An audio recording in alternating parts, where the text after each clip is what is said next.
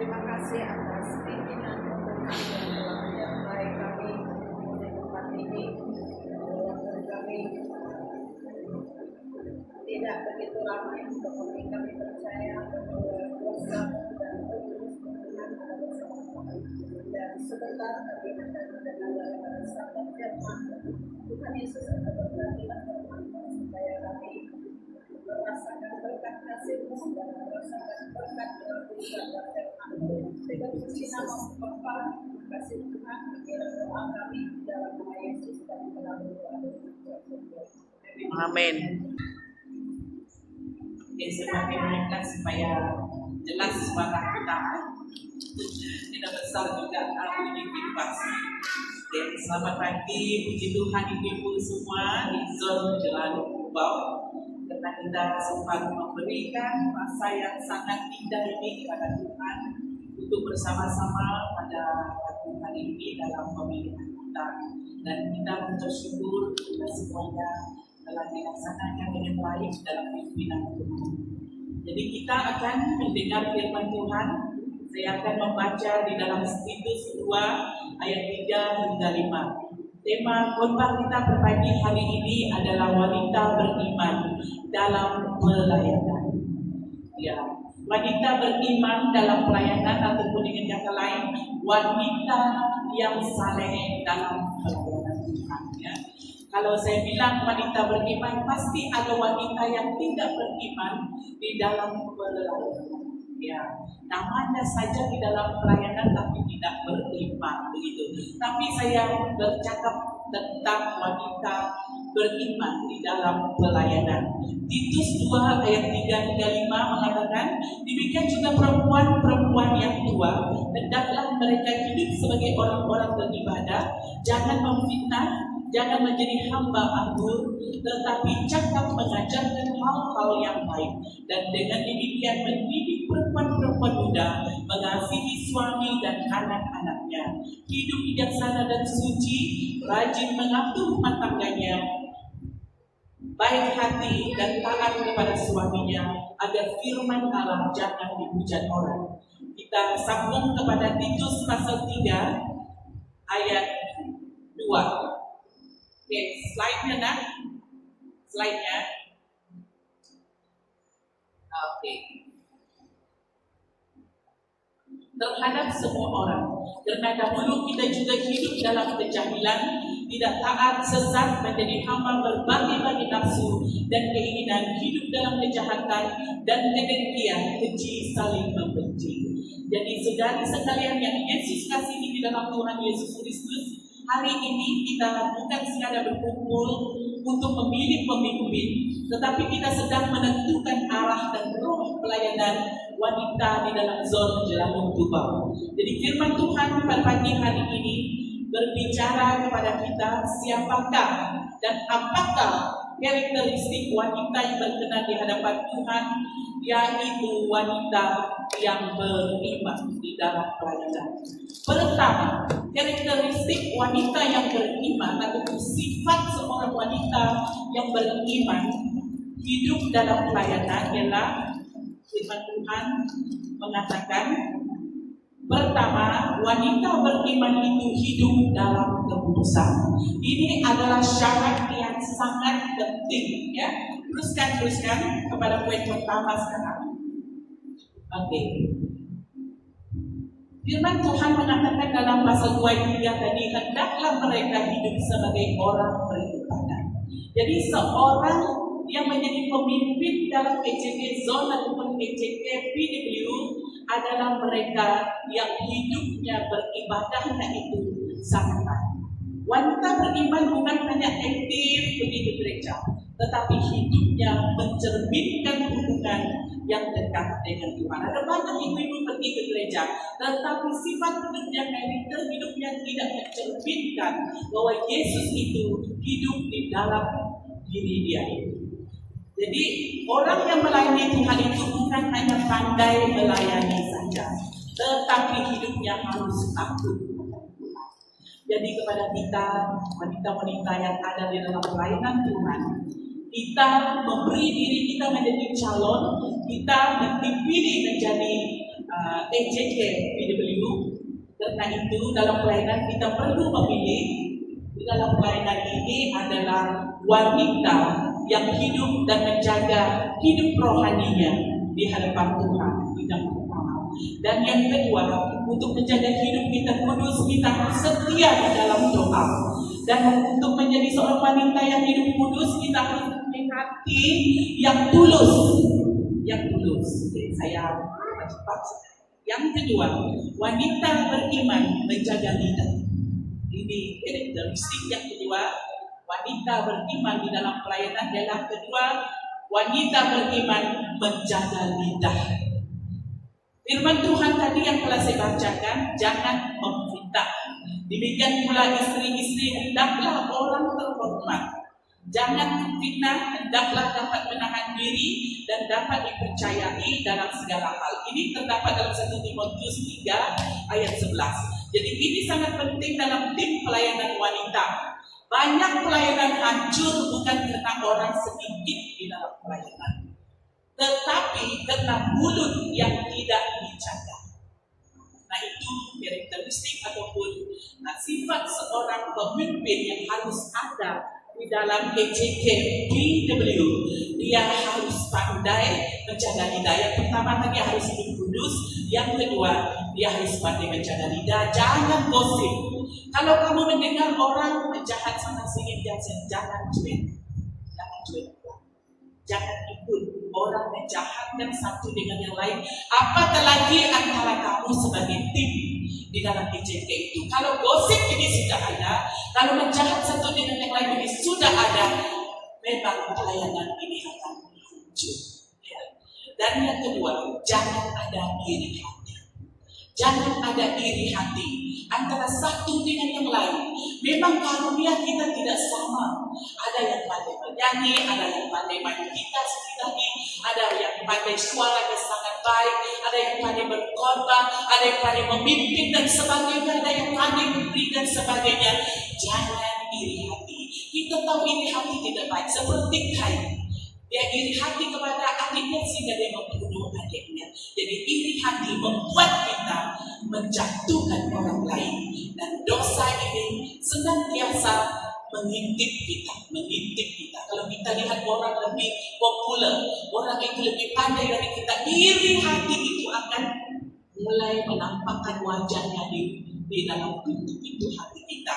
Tolak dalam nama Yesus, ya. Karena itu beriman pada Tuhan dan seterusnya menjatuhkan sesama sendiri. Ingat, kita adalah satu tubuh Kristus. Kalau satu sakit, kita semua sakit. Kalau kita punya mata sakit, semua tubuh rasa sakit. Kalau kaki sakit, semua tubuh rasa sakit. Apalagi sakit pinggang, sakit kepala dan sebagainya. Jadi kita dalam satu tubuh Kristus. Kalau kita saling menyakiti satu sama lain, kita menanggungnya bersama. Karena itu jangan iri hati, jangan menjatuhkan sesama sendiri. Ingat, kita adalah satu tubuh. Firman Tuhan mengajar kita, wanita beriman membangun, bukan meruntuhkan. Nah, kalau kamu nak lihat orang yang melayani Tuhan dengan iman, dia tidak mau meruntuhkan orang lain. Dia mau membangun orang lain.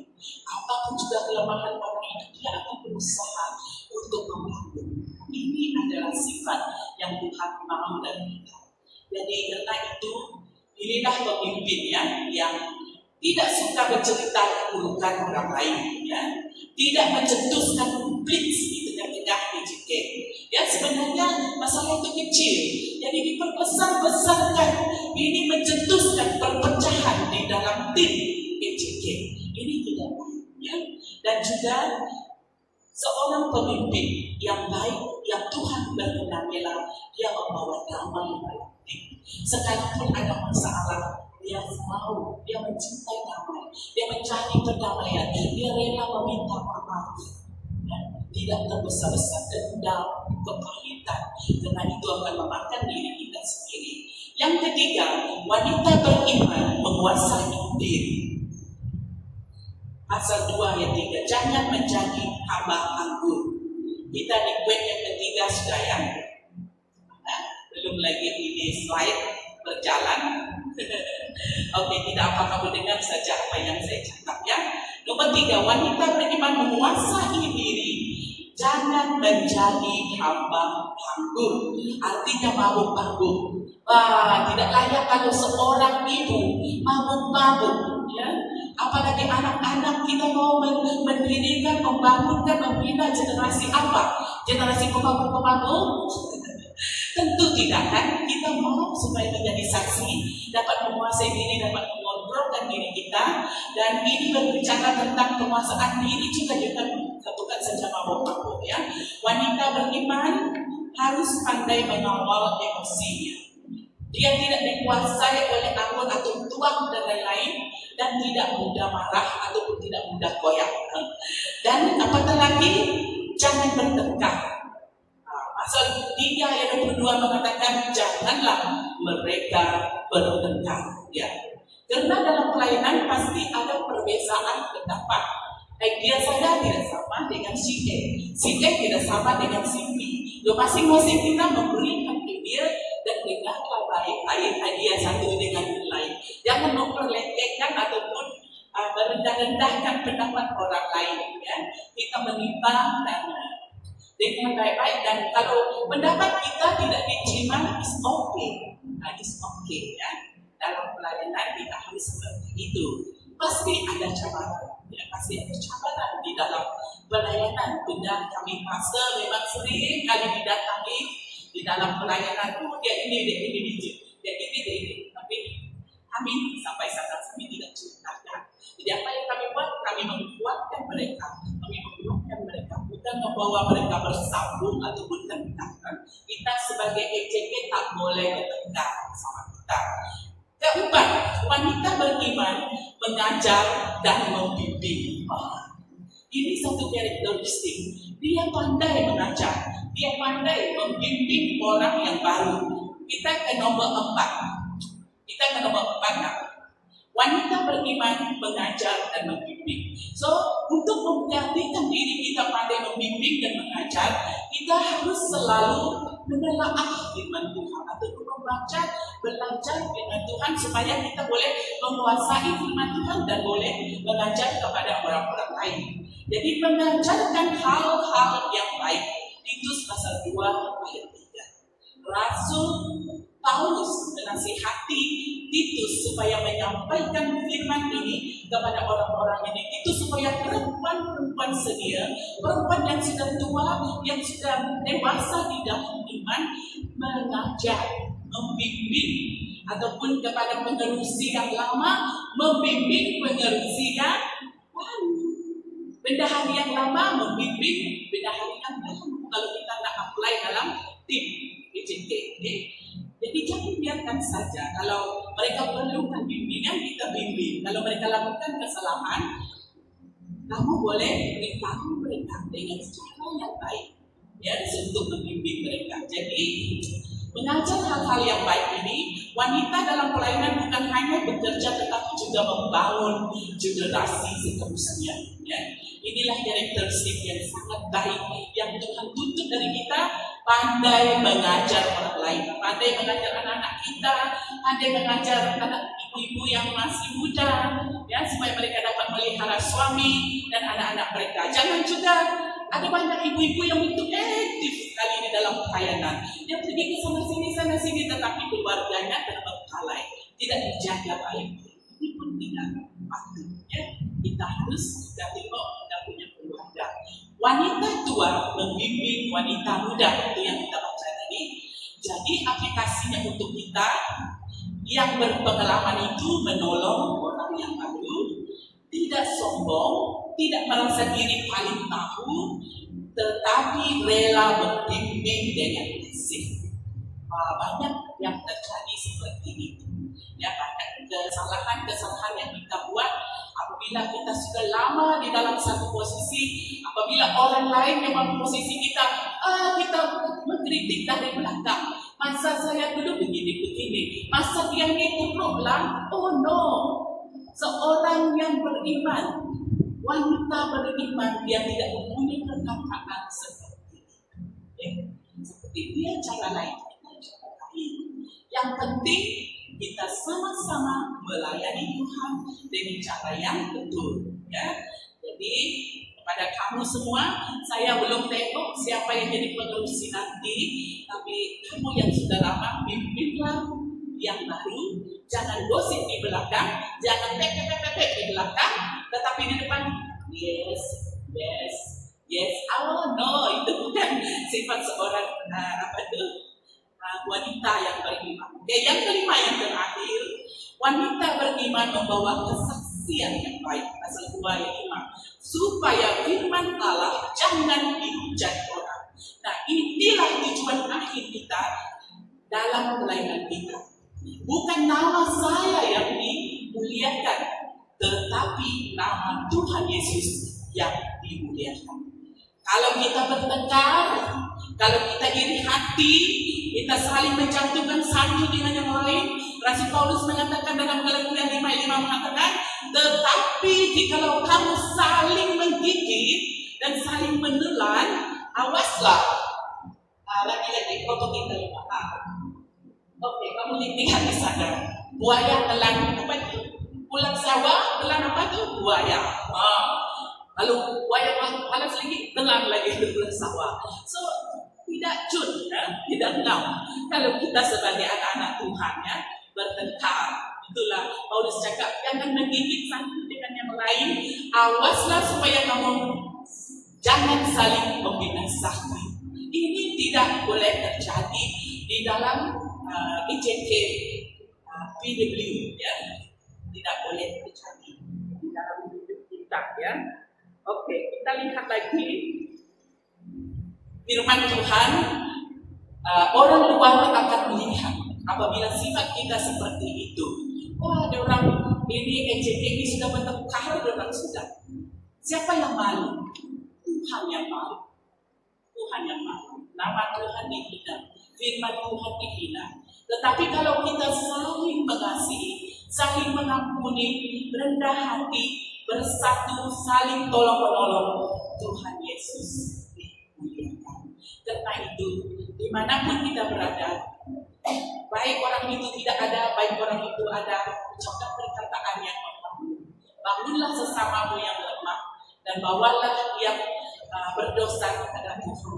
Jadi aplikasinya untuk kita hari ini, saudari-saudari ibu sekalian, hari ini kita memilih adalah berdasarkan bukan siapa yang paling populer, bukan siapa yang paling lama, bukan siapa yang paling pandai bercakap, tetapi pilihlah mereka yang takut akan Tuhan, yang rendah hati, yang menjaga lidahnya, yang membawa damai, mengasihi sesama, karena karakter lebih penting daripada kemampuan.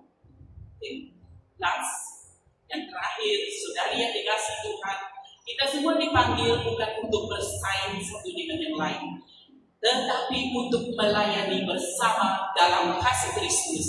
Pelayanan wanita yang kuat bukan karena ramai orang yang datang, tetapi karena hati yang bersatu di dalam Tuhan. Itu saja firman Tuhan. Mari kita berdoa. Tuhan Yesus, kami datang kepadamu dengan rendah hati. Kami mau menyerahkan hidup kami kepadamu. Tuhan, semuanya kami serah kepada Engkau berpagi hari ini. Saudari-saudari kami yang telah dipilih, saudari-saudari kami yang telah dicalon, kami tahu bahwa Tuhan, Engkaulah yang menunjukkan mereka ke dalam hati kami. Tolong supaya setiap diri kami akan hidup sesuai dengan firman-Mu. Menjadi seorang yang melayani Tuhan dengan iman, bukan dengan kekuatan kami sendiri Tuhan. Karena tanpa kekuatan Kau, kami tidak ada apa-apanya. Terima kasih Yesus, di dalam nama Tuhan Yesus kami berdoa dan mengucap syukur. Amin. Saya serah kepada SPR kita yang akan mengumumkan siapa yang akan mengumumkan ini. Oke, persilakan. Saya ya, ini sudah dicalon dah. Ya. Shalom. Jadi Tuhan, walaupun kita tidak ramai, tapi kamu orang sudah, ini adalah keputusan yang pertama kamu orang calonkan kan, sudah setuju kan orang? Semua sudah setuju. Takut akan bantahan lagi. So kalau ada orang sudah setuju, kami akan sign. Saya sudah sign. Okay. Nanti kamu ambil satu nih. Dia padam. Kamu orang share dekat grup lah macam tu. So ini kira dia punya AJK ISKO untuk zon jelang waktu bawah dan disaksikan oleh Mr. Larry tadi ya. Okay. Sedih dari saya. Boleh sebut nama kak? Sebut nama. Pengurusi dia Mr. Kalina, Puan Kalina kan? And then timbalan dia Puan Roslyn Ngo, ini lokisit. Ya. Setiap usaha dia Puan Limpang Jau, senap kan? Ya, ya dari Senep tuh, Limpang Jan. Timbalan dia Dewi Siang, Losrepan. Bendahari dia Semi Siang, and then timbalan bendahari dia Siong Laki. Itu Siong Laki dari mana? 19. Seripan. Losrepan juga. yang bendahari Bendahari Semi Siang. dari mana? Losrepan juga kan 3 orang Losrepan. Demi siang tuh senap. Oh, dari Senep. Demi siang tuh lo seripa. Oh, oke. Sudah. Oke, itu saja. Puji Tuhan.